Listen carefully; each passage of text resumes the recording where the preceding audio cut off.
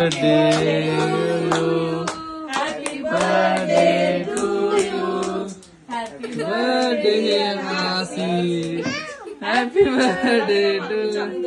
असं स्वतःकडे खेचायचं की बोट पुढे जाणार आणि असं पुढे ढकललं ना उलट पुढे ढकललं की मागे येणार. असं उजव्या साईडला जायचं असेल तर डाव्या साईडने मारायचं.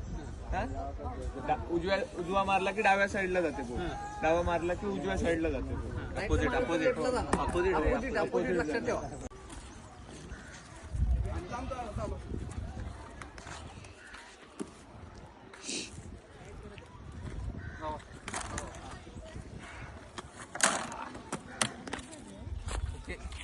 Okay.